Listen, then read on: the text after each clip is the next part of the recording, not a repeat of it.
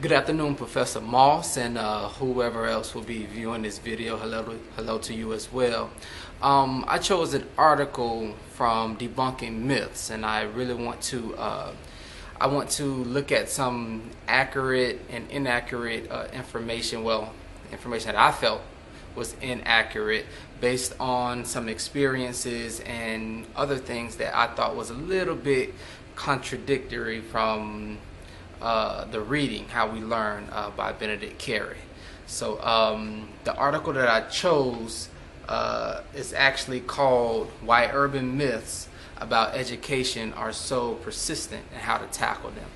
And what they did was they focused on learning styles, meaning students who are auditory learners, visual and kinesthetic. And I think this really hit home for me because I am a firm believer in different learning styles and students being able to receive the information differently and it making a difference in how they learn. So and in an article they kind of said that, you know, it's a myth basically because we're debunking myths, right? So it kind of hit home for me because I am a firm believer, and I did from the readings, I kind of got a sense that, you know, appealing to students with different learning styles would enhance the learning environment. So in the article, it doesn't say that it's not true. What it says is you can't prove it. So for me, I kind of wanted to dig a little deeper into proving it and it entirely not being true. Because there are some things about, and I feel that most theories, you can't really prove it because that's why it's a theory. Other than that, it would be a fact. The sky is blue, that's a fact. Everyone can look up to the sky. Now, does it change colors? Yes, but is one of those colors blue? Of course.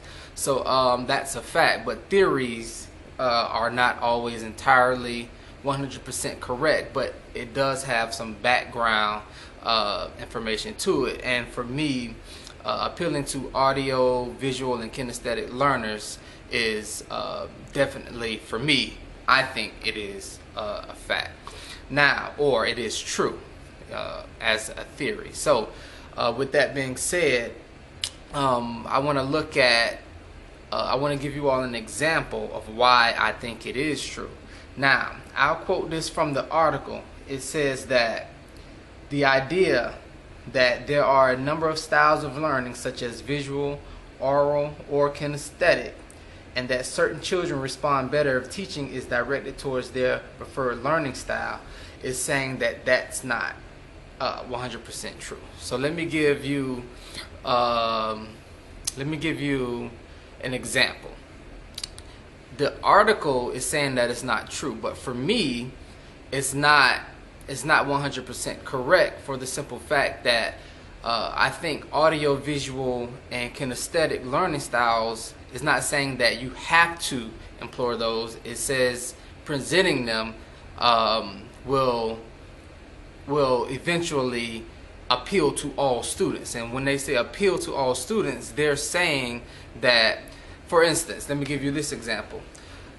Take a steak. Everyone probably likes their steak a little different. Some people may like it well done, some people may like it medium, and some people just like it rare. I prefer a medium steak. That doesn't mean that I can't be fed a rare steak or a well done steak and not be filled or not be or it's not edible. But will I be satisfied? Will that be the type of meal that I want? Will that be the type of meal that I prefer? Absolutely not. I want a medium steak. So with that being said, I think learning styles are preferred, and when it's preferred, I think the students get more out of it. So let me give you an academic example. I was teaching unit rates just this past week, and I presented it in 3 different ways. I'm a big PowerPoint guy and visuals and movement and active learning. So I created a PowerPoint that connected unit rates to all different types of real world examples, and I use some real world examples, real pictures. I use some real graphs and real charts, and I did a lecture on unit rates. Now, once I finished, I then created another assignment where students had to actually get into groups, and they like to play basketball. All the students like to shoot the paper into the trash can, so I created a game where they had to do that. But one group, they shot basketballs for paper balls into the trash cans for 3 minutes. Another group did it for 5, and another group did it for about 7 minutes. So what I had them do is come back and compare their unit rates, and this is what I found. I found once I finished the lecture, which was basically audio, my voice, a couple videos, and visuals, all of the pictures and stuff that I tied into that assignment. After I finished that entire lecture, some of them still did not get it. It wasn't that I didn't do a good job. It wasn't that it didn't tie in. Some students got it right away, and they could have continued on. But after being involved in the lesson and actively learning and tying in what they just did, that assignment that they just did with the paper basketballs, I found that many of them connected to that assignment, and thus I think they will probably be proficient after that assignment. Now, that doesn't mean that they could not have gotten it with the presentation that I did. To me, I think it just means that they preferred the active learning as opposed to just sitting and watching. Students drift, they get bored, the whole 9 yards, we know that. So with that being said, to me, appealing to different learning styles, it may not be a way to really, measure whether or not a student needs that, but it does show, and I think from experience most teachers will probably agree with me, I'm not sure, but I would feel that it does show that presenting it to them a different way will enhance the chances of them connecting to that. Now, I'm going to try to support that by using some examples from the reading with Benedict Carey as well. Now, I'm gonna take a couple quotes just to kind of clarify what I was trying to explain about the different learning styles. Now, in the introductory, I don't want to say paragraph, but at the beginning of the book, in the introduction, it states, studies find that the brain picks up patterns more efficiently when presented with a mixed bag of related tasks than when it's force-fed just one, no matter the age of the student or the subject area. To me, that's saying exactly what I'm saying. If we force-feed them one way, then they won't get it. But if we provide them with multiple opportunities or multiple learning styles, then eventually they probably will get it. So that coincides, well, does not coincide with the myth that audio, visual, and kinesthetic learning is just a myth and it's not true. To me, this quote, it is saying that it is true. Okay, I'll give you guys another one, and that was XIV, the introduction. Now, also on page 36, it says, the brain holds on to only what's relevant, useful, or interesting, or may be so in the future.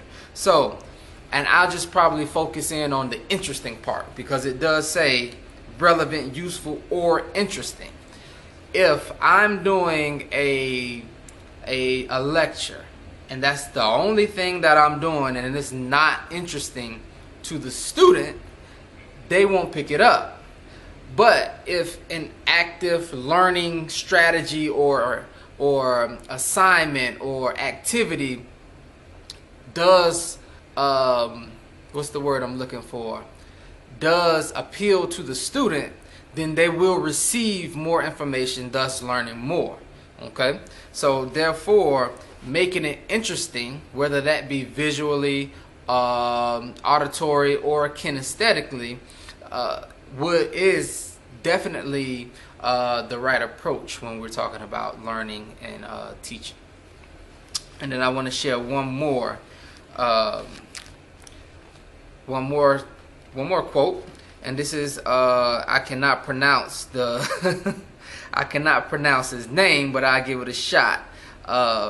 Carey was referring to I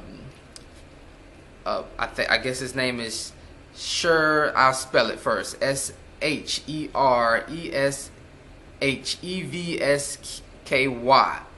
And he quoted the use of multiple perceptions, audio, visual, sensual, hints at how we capitalize on context. And it goes on to say that we can easily multiply the number of perceptions connected to a given memory most simply by varying where we study. Now, again, I'll focus on the use of multiple perceptions, audio, visual, sensual, hints at how we capitalize on context. And I think that's what we are doing once we provide our students with an opportunity to learn visually, auditorily, and kinesthetically. We're providing them with multiple perceptions that eventually, our hope is that eventually they will adhere to one, or adhere to most, all three, hopefully, and make those connections that they need to make in order to become proficient at that skill or that concept or what have you.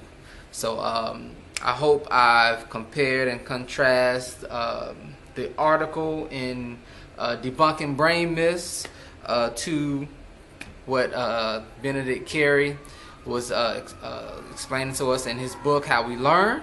I hope that someone has gotten something from this, and I would definitely love feedback, and as far as what you think or another student thinks as well. So again, thank you for listening. I appreciate you. And yeah, How We Learn. Let's keep learning. Let's keep pushing our students and building a better America.